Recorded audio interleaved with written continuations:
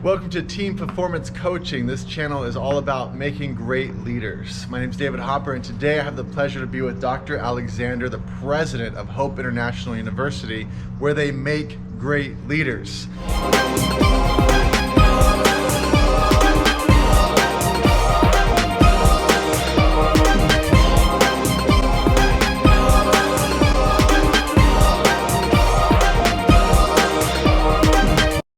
So I'm so excited to be with you. How and when did you become the president of this school? So I became the president about 5 months ago. So after having worked here for 25 years, I definitely went up a level to become president. Well, 25 years, what were all those steps? So the first 16 years I was here predominantly in a faculty position in the area of psychology. So I taught intro to psych, adolescent psychology I taught a lot, and then various other electives in the field of psychology. Because I have kind of a weird background. I have a background in preaching, in psychology, and in leadership, which you wouldn't necessarily put all those together. So kind of an odd combination. But I taught for years in psychology, and then 9 years ago became an administrator, became vice president for academics. And then a couple of years ago started talking with the board about whether we saw the next step being president or not, as our president was getting ready to retire. So those talks heated up, and we felt like that was really where the Lord was leading. So that happened about 5 or 6 months ago. So go back, you said you were in also the pastoral world, right? Yes, so I'm an ordained pastor, and early in my career I was a pastor. I'm the son of a pastor, and so I'm one of the few preacher's kids that actually liked being a preacher's kid. So I've always been close to the church, and I still do some work behind the scenes consulting with church leaders, especially in the area of burnout and depression in ministry. So I do a seminar for churches about depression because that's a really challenging issue for us in Southern California. That's really tragic events the last 15 months or so. So I keep my hand in ministry and support pastors, usually behind the scenes. As you are showing us the school, we're going to walk around a little bit. Yeah. I believe I saw that you wrote a book on that exact subject. Is that correct? So I've been doing research and been doing speaking on depression in ministry and the 9 factors that are leading to depression. So I'm beginning to work on a book, talking to a publisher. One of our adjunct faculty has written a book on burnout in ministry. But I've been in front of 1,400 pastors the last year just speaking on this important topic because of the tragic losses of some of the pastors here in the last year or so. So you talked about depression and working through that, making a book for that. I believe you also did something in conflict management as well. So in my doctoral program, I chose to do a significant amount of my study on the way that we in the church deal with and don't deal with conflict management. And we're good at a lot of things in the church. We're not very good at managing conflict. We tend to kind of brush it under the rug, and it gets worse if we're not dealing with it directly. So it's a fairly technical paper, but on the practical side, I'll work with churches if they're having a hard time with conflict or interstaff or, conflict so that it doesn't bubble up and split a church. So what's weird is with my background, or fascinating or awesome, depending on how you look at it, with my background in ministry and psych, that unique blend is really helpful in consulting with churches so that we are communicating well in healthy ways so that we're productive. If the leader is watching this, what is one major tip in conflict management? To slow down and to not take things personally, which is almost impossible to not take things personally, right? Because we're vested and we're invested and we know what we know, we like what we like. But the kingdom perspective asks us to back up and say, what does God want in this situation? Do I have to be right? Do I have to be right now? Right? Is there not middle ground for us to work through this? So slow things down, get some help if you need it. And then the hardest thing of all is to invest my time and my focus on the other person's perspective.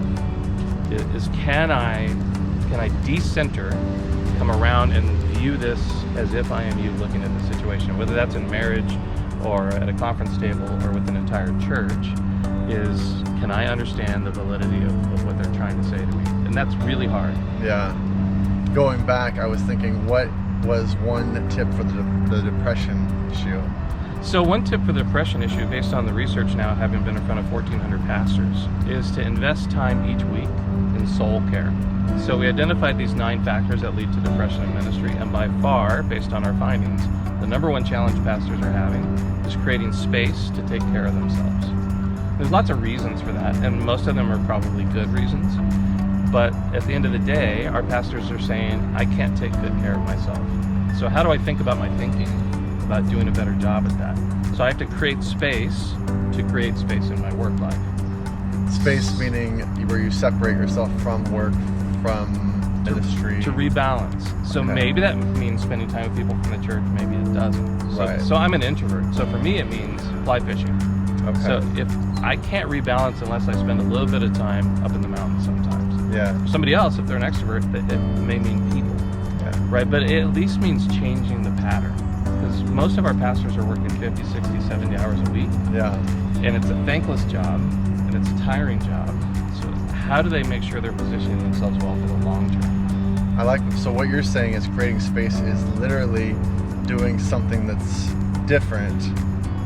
Is that what you're saying? That will replenish the soul. That replenishes the soul. So my sense is most people know what will replenish them.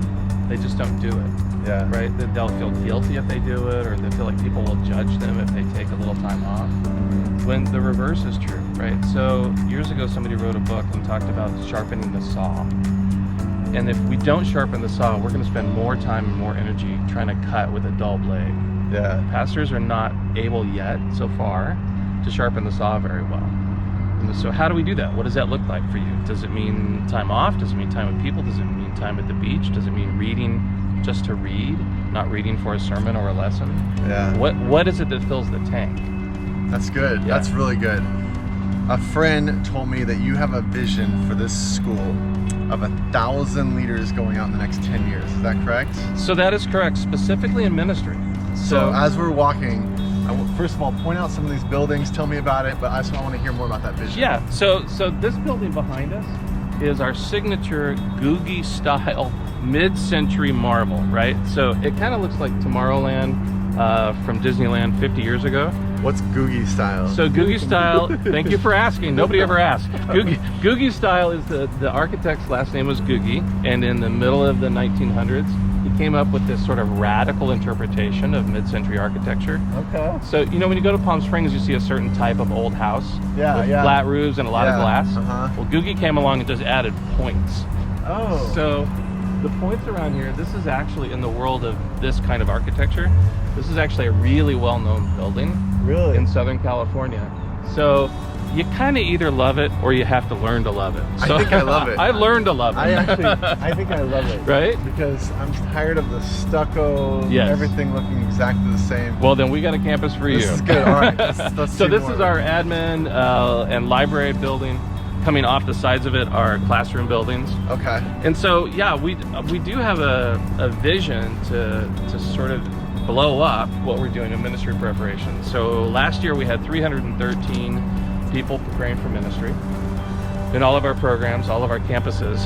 And my dream of dreams is that in the next 9 years, as we hit 100, would be that we would have 1,000 people preparing for ministry all the time. When you say preparing for ministry, that can mean so many different things. What's a prepared student in ministry in your minds?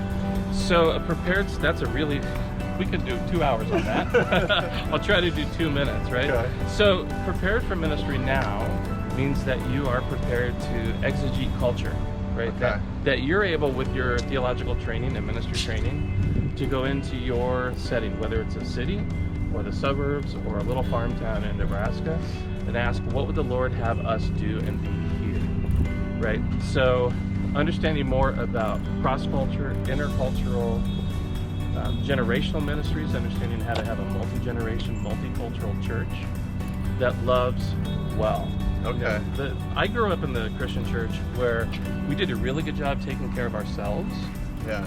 And one thing our millennials are teaching us is to open our eyes to what is around. And I love that about our young students. And that's really what we have to do as a church. We have to get better at loving everyone. Yeah. Right? At going from I to we to us. Right. And so that skill, that decentering from I to we to us, is part of the developmental path for any young leaders, to think Not just what do I want to need, but what does everyone Yeah. need, right? Like the value of your church is the value it is to your city. Absolutely. So one of my favorite stories is of a church out in Corona area that had always been around 1,000. And a pastor came in there about 20 years ago and just asked the people in the church to do one thing differently. And the one thing was to go house to house, starting at the church, street to street, and just say, how can we help you? Door to door. Very simple, right? Yeah. So they would go out on Saturdays and Sundays and they would go door to door and just say, how can we love you better? How can we take care of you? And the church exploded because love was unleashed on the community, one street at a time. And why wouldn't somebody want to respond to that, right? Somebody's showing up and asking me practically, how can we love you and help you? Yeah. Right, so that's really my vision for our young church leaders, is that they're thinking more openly, their eyes wide open to needs. It kind of to what sounds people like, want. did you see the LA Times story on Christmas morning?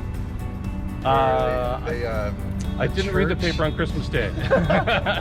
The church paid off over $5 million in medical expenses of the surrounding community. That's amazing. That is amazing. And what does that say about Christians, right? Right. That we get it, Yeah. right? That we are here to love you, right? It's not our club anymore. Now it's for us, right? Absolutely. Tell us about this section. So this section is kind of our one of our commons spaces. So behind us is our student center. When I went to Hope, there was nothing to do on campus. Okay. And then 17 years ago, a donor said, let me build a place for your students to play. So this is our gym, all of our student affairs, our dining commons. When you say gym, are you in what league are you guys? So we're in the Golden State Athletic Conference, the GSAC. GSAC. And we are one of the smaller schools, but we have built a really strong sports program, so we compete well. So we play against another 7 teams in the Golden State Athletic Conference. We're under the NAIA umbrella. Okay. So we actually have, unbiased, we actually have the nicest gym in the conference. Really? So people love to play in our gym. Do you play against Fresno Pacific College? Well, we play against them occasionally. They're not in our conference, but we have played against them in the past. I only say that because I'm from the Fresno area. From Fresno, okay, Went sure. there a little bit. Sure. All right, what else do we have over here? This is So turning here, we have more of the Googie style architecture. So these are Googie style. These are our dorms. They're not quite as pointy as the main I building. see it just over that tree though. But if you can see it above the tree, and if you can see it over on the right at the end of the building. So these are our dorms. They were originally built for Cal State back in the early days of Cal State. Okay. Cal State didn't want to take advantage of them because back then they were never going to have housing, and now they can't get enough housing. Right. So this is where all of our students live. We have a few Cal State students that live here. And then between the two dorms, we have a beautiful pool. Okay. Kind of an old resort style pool. Really? That we get a few students from the Midwest every year just because of the pool. They want to, right? Why wouldn't you want to come to this weather and this campus? And then this is kind of a thoroughfare between University House, which is private commercial property. A lot of Cal students live and walk through our campus every day, so we try to engage and introduce ourselves. So it's a small campus. We also have an adult campus, adult programs campus down in Anaheim, where our online programs are based. So we're in a big 9-story building down there off of Catella. So that is part of Fullerton. So that is a commercial space that serves predominantly Cal State students. Okay. So Yeah. this is your. This is us. This is all us. This is the student center. And then over there is the classrooms and admin and library. How many students are here currently? About 550 is typically what we have here. We really can't go bigger than about 600 on this campus because we have severe parking limitations. So then we have a little campus in Omaha, Nebraska with 100 students. We merged with Nebraska Christian College about 4 years ago. And then we have about 800 students online around the world. Oh, okay. Undergrad and grad, kind of evenly split. About 400 undergrad, about 400 graduate students. When you think about the students that are showing up, first you could describe what a current student looks like, but what's the type of student or leader that you're looking for, especially as they probably apply, correct? Right. Okay. So we're looking for students that are open to what God wants to do in their life, and recognizing the fact for the average 18 to 20-year-old that's starting the college journey, that's usually a fuzzy picture. Yeah. Right. They'll have a very general sense of call or mission or goals. Yeah. But it's hardly ever very focused. And I think that that's more true now than it was a generation ago, that there's just kind of a general sense. And that's good. But do they have a heart for learning? Do they have a heart for growing? One of the things that I have found working with millennials is the stereotype we have that they are arrogant is dead wrong. My experience with millennials, my opinion with millennials, is that they're struggling with self-confidence like every other generation. Yeah. Right? So they have a version of themselves in their online presence that is here, but their subjective experience where they really live is down where we've all been for generations, right? Yeah. There's some struggle with self-confidence. So we want to pour into leaders a sense of self-efficacy, what they know they can do, what they know they can become. So leadership learning is close to my heart. When I got my PhD in leadership 15 years ago, I asked to take over our leadership learning, and I gutted it because it wasn't good enough. We were doing what most schools do, and that is talking about leadership at a theoretical level, but we weren't forcing our students to get out and actually practice. So at Hope, if you learn leadership, you get out and apply the theories. And sometimes that goes great, and sometimes it's a disaster. But how else do you learn to lead except by doing it? So you get them out there in the midst of it. Are you finding that that's in churches or just anywhere? So we leave it wide open. If they can do it on campus, they can do it in the community, they can do it in the churches or nonprofits. We just have to approve it. Partnership, like internships type stuff? So it can be as formal as internships, but we have a junior level leadership class where they have to go and do a novel leadership project somewhere. Okay. So we have about 30 ideas that we'll suggest, but they can come up with, fundraisers, or one of my students did a fundraiser for her church nursery, and they bought all new stuff for babies to play with. Yeah. Another one raised money for homeless kids at her mega church. Okay. And raised $2,200, which is the most any student's ever raised, right? Really? But what we want is them out, whether they raise $2,200 or $20, right, whatever the project is, they have to practice being leaders, because that's the most instructive thing. Theory's fine, but how do you actually interact with people? How do you communicate? And how do you know it's going well or not well? And I would say that to any leader, whether you 2 months in or 20 years in. Yeah. Are you open to feedback that is instructive? As a new president, am I open to feedback that tells me, gosh, you can check off 3 boxes, but there's 2 that you've got to work on, right? So how do we inspire millennials to be appropriately self-confident and then open to feedback to propel them to that next level? Is that the main age, millennials? So we're kind of at the tail end of millennials. We're starting to get Generation Z that's coming in.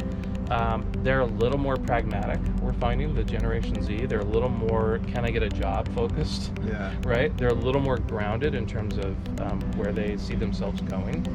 They're a little more practical minded. I don't want to use the word cynical, right? But they're a little more practical minded than the millennials. You get older, you said adult classes. So our adult learners range anywhere from 18 to 80. The average age is more like 40 in the online programs. Gotcha. We find that the younger students struggle a little bit because you've got to be pretty motivated to do a lot of online learning. Yeah. So typically this campus is younger, and typically online is a little older. Makes sense. They probably are in a pastoralship or something. Yeah, they're working. They need to find something flexible. Yeah.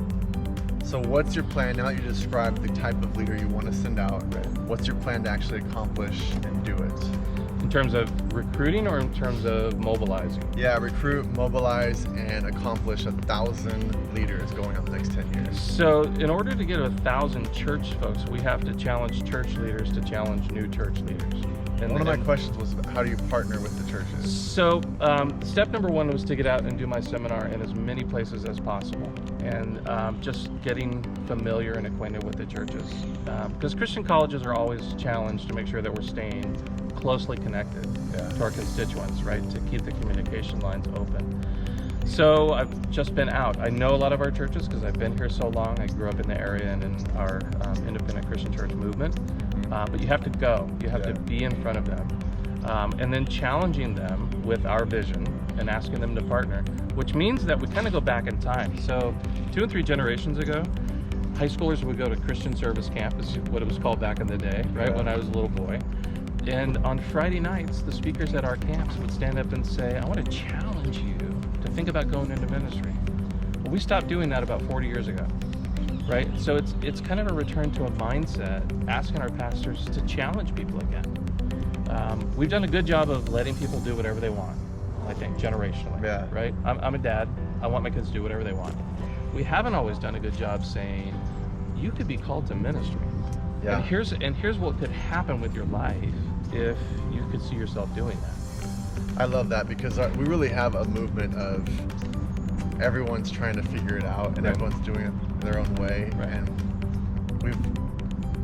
And I don't want to say that. That's okay. That's good. It's good, right? But to inspire a next generation to be pastors, Yeah. be missionaries, be church planters. Right. So that's what you're doing in the church. Where else are you going? So that's it, really. That's Okay, my main that's really strategy, is to be out in the churches and in communication with our pastors and with our constituency, our alumni base. We have 8,000 alums, roughly, and try to be in regular communication with them and thanking them for being part of our network, but just to kind of set our sights higher. If you were running a commercial here and you wanted churches to connect with Hope, what should they do?